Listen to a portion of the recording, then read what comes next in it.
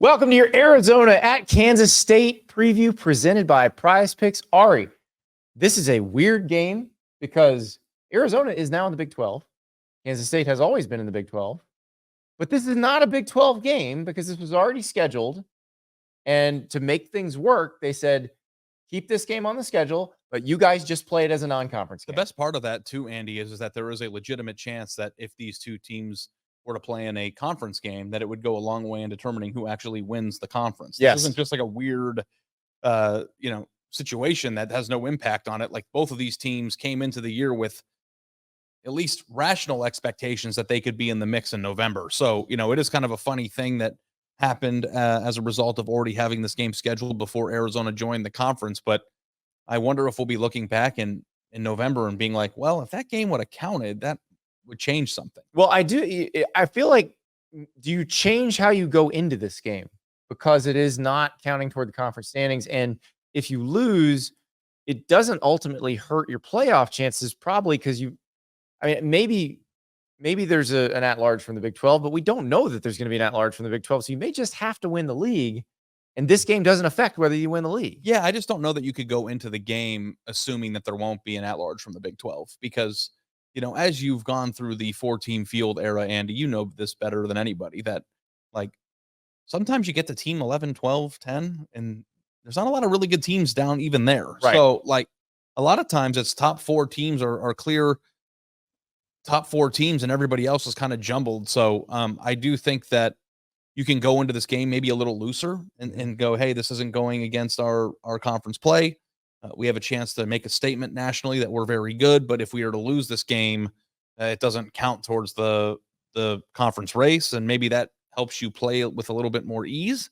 But I think that this is an important game for both programs still. Well, both these teams coming off games that I don't think either one was real happy about. They won both of them. Arizona beat Northern Arizona. That's probably the more worrisome performance because you didn't have big numbers from Noah Fifita or Tesoro McMillan.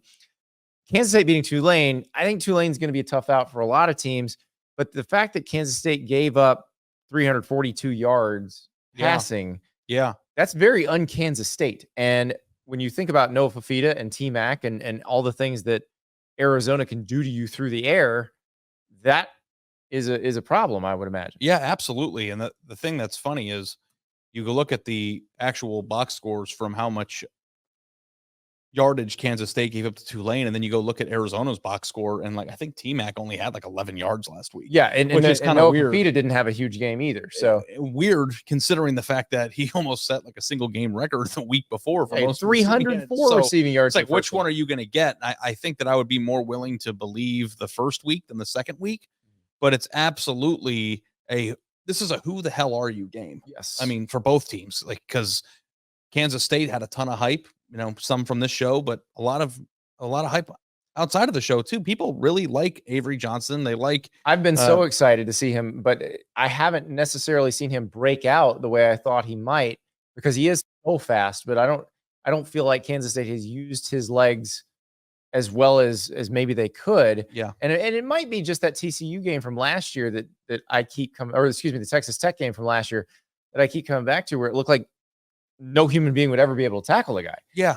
And the thing I really, really like about Prize Picks, Andy, is that these numbers that they give, more than, less than, gives you a range or an idea of where these people should be. And it helps you really visualize how this game's going to go. And when I look at some of these numbers, I go, well, they really are expecting some big time outputs from the best players on both sides of the ball, and which ones reach these numbers will probably go a long way in determining who wins the game. Yeah, so we're talking about Prize Picks, America's best daily fantasy game. You're picking squares. Players are attached to numbers. So, for example, Noah Fifita, the Arizona quarterback, his number for passing yards is 260.5. You decide, is he going to throw for more than that or less than that?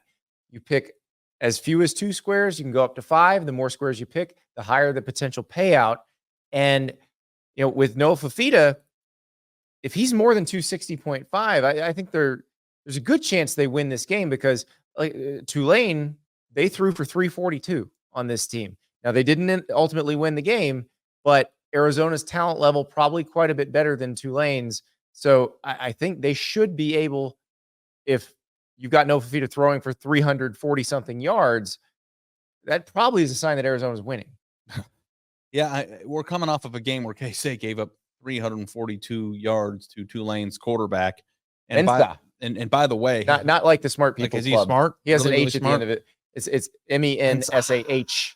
Yeah. So, and not to take anything away, because I think we're going to find out that Tulane's a pretty tough out, but we're talking about one of the premier quarterback receiver combos in college football, right? We still believe that? We are. So we still believe that. Yeah. That seems like a very attractive Let me give you one more number in this game that I think is going to be very telling. So DJ Giddens, the running back for Kansas State, 98.5 rush yards. If he's more than that, I think there's a good chance Kansas State's winning this game.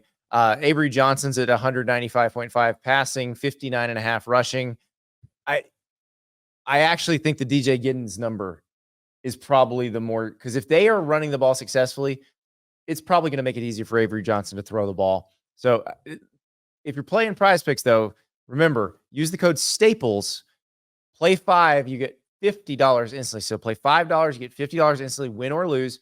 And then also, if you're worried, I only feel confident about one square, well, let me give you another one. Caleb Williams in the NFL. Because remember, Prize Picks doesn't just do college football. It's NFL, Major League Baseball, MMA, college football, WNBA, the NBA when that starts. So there are other sports as well. You can combo across sports. Caleb Williams, the Chicago Bears quarterback, former USC quarterback, every week in September, he's essentially a free square, 0.5 passing yards. So more than 0.5 passing yards. If he throws for a yard, you win that square. So you decide. I think it probably comes down to these two squares. Does DJ Giddens rush for more than or less than 98.5 yards? Does Noah Fifita throw for more than or less than 260? Yeah, the two most important skill position players outside of the quarterback are both hovering around that 100-yard mark. It's like, do you think T-Mac's going to get there? Or do you think Giddens is going to get there? Maybe both will get there, but if one does and one doesn't, the one that does is probably going to win the football game. Gonna be fun Friday night. Big 12, but not really Big 12. Thanks so much for watching. And don't forget to subscribe to the YouTube channel wherever you listen to your podcast and leave a 5-star review.